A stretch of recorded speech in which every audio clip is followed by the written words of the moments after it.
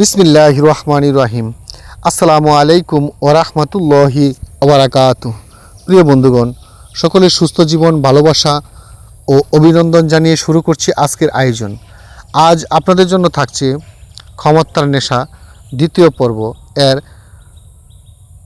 প্রতিবেদন। প্রিয় বন্ধুরা, পূর্বের পর্বতে আমরা যে পর্যন্ত আলোচনা করেছিলাম সে আলোচনার পরিপ্রেক্ষিতে এবং সে আলোচনা শেষে আমরা আজকে আলোচনা করব ক্ষমতার নেশা কেন কিছু মানুষের ক্ষমতা পেলে জুলুম, দুর্নীতি, যৌন সহিংসতার পথে হাঁটে। প্রিয় বন্ধুরা, যৌন সহিংসতা ক্ষমতার অপব্যবহার। যখন মানুষ শরীর সুস্থ থাকে, নিজে সামর্থ্যবান থাকে, কারো কাছে জবাবদিহিতা করতে হয় না, সে নিজেকে মনে করে এবং সে নিজের ইচ্ছা স্বাধীন সকল কিছু করতে পারে, তার অধীনে মানুষ থাকে, তখনই মানুষ যা ইচ্ছা তা করে বেড়ায়, সকল অপকর্ম সে নিজে করে বেড়াতে থাকে। তখনই তার নানা দিকের লালসা, লোভ, কাম, ক্রোধ, লোভ, হিংসা, অহংকার, যেটিকে তাসাউফের ভাষায় ষড়রিপু বলে বা নাফস বলে বা নাফসে আম্মারার কাজ বলে।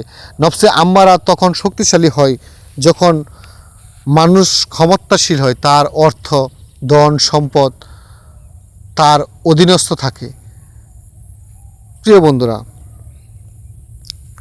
পৃথিবীতে মহান আল্লাহ পাক রাব্বুল আলামিন প্রত্যেকটি মানুষকে নিজস্ব ক্ষমতা দিয়েছে, কিছু না কিছু তার নিজের ক্ষমতা দিয়েছে। যেমন তার নিজের মন, সে কখন কোন দিকে নিবে তার ইচ্ছা স্বাধীন সে চলতে হবে, কিন্তু সকল কিছুর পরেও একদিন মহান রবের কাছে সকলকে ফিরে যেতে হবে।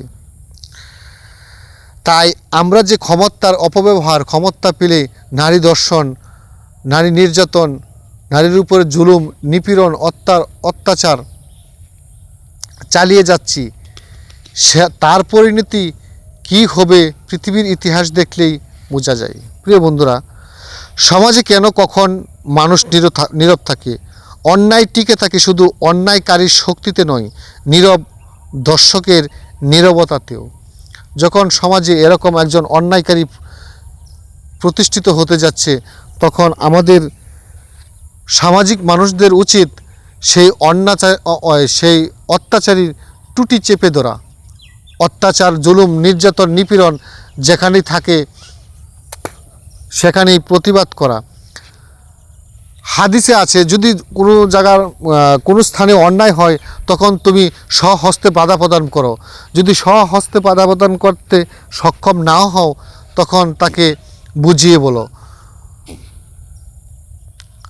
তাকে সহানুভূতির সাথে বুঝিয়ে বলো। তাও যদি না পারো, এবং অন্তর থেকে তাকে ঘৃণা করো, অন্তর থেকে এই কর্মটাকে ঘৃণা করো। প্রিয় বন্ধুরা, আমরা কি সে পথে হাঁটছি? অন্যায় করা আর অন্যায় সহ্য করা একই অপরাধ।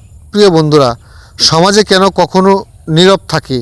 এর কারণ হচ্ছে স্বাধীন বিচার ব্যবস্থা নেই, আইনের সমান প্রয়োগ নেই, ভুক্তভোগীদের নিরাপত্তা নেই, দায়িত্বশীল গণমাধ্যম নেই, নাগরিক সচেতনতা নেই। প্রিয় বন্ধুরা, ধর্মীয় শিক্ষার প্রভাবে কেউ মনে করেন অন্যায় দেখলে সে যেন তা হাত দিয়ে প্রতিরোধ করে, যদি না পারে তবে মুখ দিয়ে, আর যদি না পারে তবে অন্তরে ঘৃণা করে। এটা ইমানের দুর্বলতম স্তর। মুসলিম শরীফের হাদিস। প্রিয় বন্ধুরা, কুরআনের দৃষ্টিতে ক্ষমতার অহংকার। যে ক্ষমতা মানুষকে আল্লাহকে ভুলিয়ে দেয়, সে ক্ষমতায় একদিন তার পতনের কারণ হয়। নিশ্চয়ই মহান আল্লাহ পাক রাব্বুল আলামিন ন্যায় বিচার, সৎ কাজ এবং আত্মীয়কে তাদের প্রাপ্য দেওয়ার জন্য নির্দেশ দেন, আর অশ্লীলতা, অন্যায় ও সীমালঙ্ঘন থেকে নিষেধ করেন। সূরা নাহল 16 নম্বর সূরা 90 নম্বর আয়াত। প্রিয় বন্ধুরা, আরেক স্থানে মহান আল্লাহ পাক রাব্বুল আলামিন বলেন, পৃথিবীতে অহংকার করে চলো না, নিশ্চয়ই তুমি কখনো পৃথিবী বিদীর্ণ করতে পারবে না এবং উচ্চতায় পাহাড়ের সমানও হতে পারবে না। সূরা আল ইসরা 17 নম্বর সূরা 37 নম্বর আয়াত। প্রিয় বন্ধুরা, অহংকার, ক্ষমতা এগুলো হচ্ছে মহান আল্লাহ পাক রাব্বুল আলামিনের ভূষণ, বা একমাত্র সৃষ্টিকর্তাই এসব এগুলো করতে পারে। আর যিনি সৃষ্টি হয়েছেন, যিনি স্রষ্টা, তার গুণবলী যদি সৃষ্টি নিয়ে ঘুরে, তখন সেই সৃষ্টি ধ্বংসের মুখে পতিত হবেই, অপমানের মুখে পতিত হবে। যে দল বা যে জাতি বা যে গোষ্ঠীর মধ্যে অপরাধীরা বেশি, যে অত্যাচার, জুলুম, যৌন নির্যাতন, নারী লোভী যেদিকে বেশি, সে দল সে জাতি ধ্বংস হয়েই আছে। এটাই ইতিহাস থেকে আমরা শিক্ষা পাই। প্রিয় বন্ধুরা, এ পৃথিবীতে যে জাতি বা যে দেশ অন্য দেশের উপর নির্যাতন নিপীড়ন চালিয়েছে, সে দেশ তাদের লুটা গটিবাটি নিয়ে পালিয়েছে।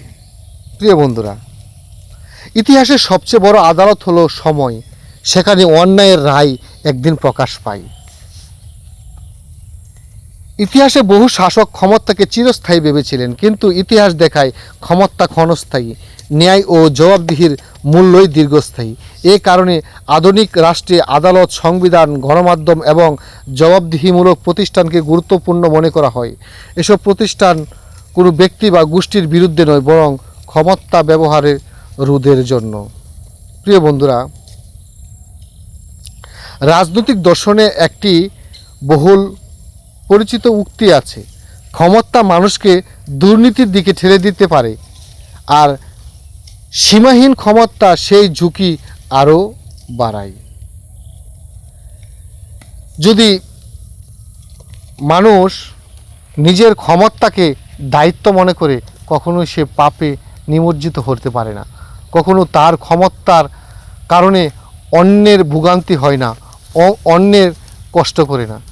যখন মনে করে ক্ষমতা আমি পেয়েছি, সেই ক্ষমতার অপব্যবহার করে আমি যা কামাই করতে পারি, তখনই মানুষ পতিত হয় নানা প্রকার জুলুম, অত্যাচার, নির্যাতনে তার দ্বারায়। আর সময়ের পরিপ্রেক্ষিতে, সময়ের আদালতে তারও রায় একদিন সেইভাবে হয়। তার অপদস্থ, অপমান, লাঞ্ছনা এই সমাজ দেখতে পাই। কারণ ক্ষমতালোভীরা কি এটা মনে করতে পারে না, তাদেরকে যতই শয়তান ওয়াসওয়াসা দেখ, যতই নফসে আম্মারার কাজ, পরিণতি কেন তাদের মনে থাকে না, কেন তারা মনে করতে পারে না? সুতরাং ক্ষমতা সকলেরই আছে, এটা একটি দায়িত্ব, রদ বদল হবেই। আজ আপনার আছে, কাল আমার, কাল আমার আছে, পরশু আরেকজনের। এই ক্ষমতা চিরস্থায়ী যেহেতু নয়, আমিও তো চিরস্থায়ী নই। কেন পৃথিবীতে এরকম বিশৃঙ্খলা তৈরি করে যাব, যার দরুন যুগের পর যুগ, শতাব্দীর পর শতাব্দী ইতিহাসে আমাদের নাম লেখা থাকবে মির্জাফরের সাথে? প্রিয় বন্ধুরা, সতর্ক হন, দেশকে ভালোবাসুন, নিজেকে ভালোবাসুন। যে ধর্মেরই হন, ধর্মকে সম্মান করুন। যদি আপনি ধর্মেরও না হন, তাহলে নীতিকে সম্মান করুন। সামাজিকতা ভালো, প্রকৃতির যেটা প্রকৃতি ভালো মনে করে সেদিকে সম্মান করুন। কেন এই পৃথিবীতে বিশৃঙ্খলা তৈরি করেন? আল্লাহ পাক সবাইকে হেদায়েত দান করুন। সুস্থ থাকুন। আল্লাহ হাফেজ। আসসালামু আলাইকুম ওয়া রাহমাতুল্লাহি ওয়া বারাকাতুহু।